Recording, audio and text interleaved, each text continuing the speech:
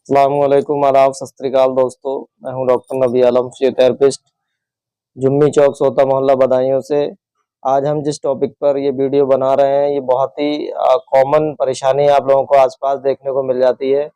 इसमें आपने देखा होगा, फ्रैक्चर जब हाथ या पैर का या किसी जॉइंट का जब फ्रैक्चर होता है, या एक्सीडेंटल फ्रैक्चर या जैसे भी फ्रैक्चर हो जाए, उसके बाद प्लास्टर करते हैं डॉक्टर। और प्लास्टर करने के बाद आपने देखा होगा, 1 डेढ़ महीना, दो महीना जब तक प्लास्टर रहता है, उसके बाद जब भी हाथ में प्लास्टर को खोला जाता है, उसमें स्टिफनेस निकलती है या जकड़न निकलती है। कुछ लोगों का वो सही हो जाता है और कुछ लोगों का जिंदगी भर वो सही नहीं हो पाता है और डिफॉर्मिटी बन जाती है।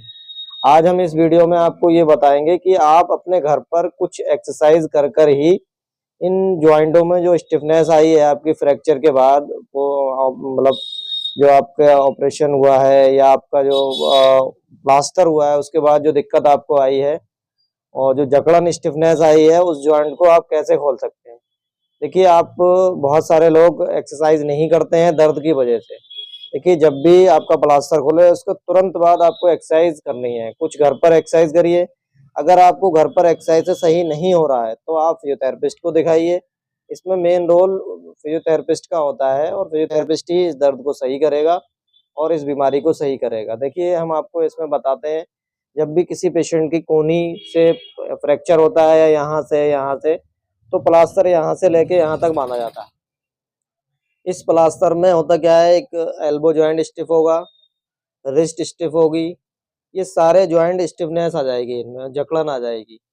और इसको खोलना कैसे है, देखिए, घर पे एक पिलो ले लीजिए और पिलो पे हाथ को ऐसे रखना है आप, ठीक है। और आपको हल्के से धीरे धीरे अपने हाथ से इस तरीके से प्रेशर मारना है, ठीक है। धीरे धीरे धीरे धीरे धीरे धीरे रोजाना प्रेशर मारना है, क्योंकि हाथ 90 डिग्री मोस्टली ऐसे होता है, ना इधर आएगा ना नीचे जाएगा। तो इस जॉइंट के लिए आपको धीरे धीरे इस हाथ से, दूसरे हाथ में, जिस हाथ में प्रॉब्लम है उसके अपोजिट हाथ से आपको थोड़ी सी फोर्स लगाना है, धीरे धीरे, ठीक है। इसमें आप ये भी कर सकते हो, जिस जगह पे जकड़न है, इस पे ट्यूब या कोई भी दर्द का पेन किलर ट्यूब या जेल लगा के सिकाई करने के बाद, उसे मुलायम करने के बाद चला सकते हैं धीरे धीरे। इसी तरीके से इस हाथ को यहाँ पे ताकत लगाएंगे और प्रेशर से यूं धीरे धीरे लाएंगे, ठीक है। यहाँ पे हाथ का देखिए, जगह देख लीजिए, हाथ रखना कहाँ है। धीरे धीरे धीरे धीरे धीरे धीरे रोजाना ये मूवमेंट बढ़ता जाएगा और आप देखेंगे धीरे धीरे आपका हाथ सही होता जाएगा। ऐसे ही आपको जो है इस ये वाले मूवमेंट की हो गई। अब आपको रिस्ट की एक्सरसाइज करना है।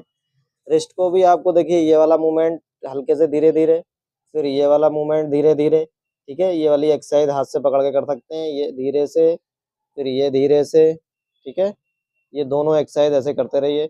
एक मूवमेंट इसमें स्टिफ होता है, प्रोनेशन और सुफिनेशन। तो इसको भी ऐसे इस तरीके से हाथ पकड़ के कर सकते हैं और इस तरह से आप हाथ को पकड़ के कर सकते हैं। और अगर उंगलियों में किसी के स्टिफनेस है, यहाँ पे फ्रैक्चर हुआ है, तो अब भी आपको पकड़ के धीरे धीरे उंगलियों को चलाना है। देखिए, इस तरीके से उंगलियों को देख लीजिए, इस तरीके से पकड़ के धीरे से, फिर यूं धीरे से, फिर धीरे धीरे धीरे धीरे धीरे धीरे इस हाथ के मूवमेंट को देख लीजिए। ऐसे ही थंब को भी पकड़ के धीरे धीरे एक्सरसाइज करनी है आपको घर पे। इन एक्सरसाइज से आपका हाथ का जो जॉइंट का स्टिफनेस है, धीरे धीरे सही होता जाएगा।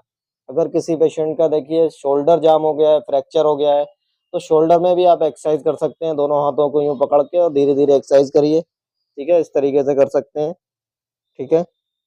ये वाली एक्सरसाइज से धीरे धीरे आपका शोल्डर खुलता जाएगा। बाकी किसी दीवार के सहारे ऊपर दीवार पे कर सकते हैं, दीवार पे गोला बना सकते हैं, क्लॉकवाइज, एंटी क्लॉकवाइज। धीरे धीरे जोड़ को चलाने की कोशिश करें। बहुत सारे मरीज ऐसे आते हैं हमारे पास, जिनको 2-2 साल है, 3-3 साल हो गया है और उनकी स्टिफनेस अभी भी बरकरार है, तो फिर वो डिफॉर्मिटी हो जाती है, फिर वो सही नहीं होता है। तो इन एक्सरसाइजों को रेगुलर करते रहिए। बाकी दुआओं में याद रखिए। अस्सलाम वालेकुम वरहमतुल्लाहि वबरकातुहू।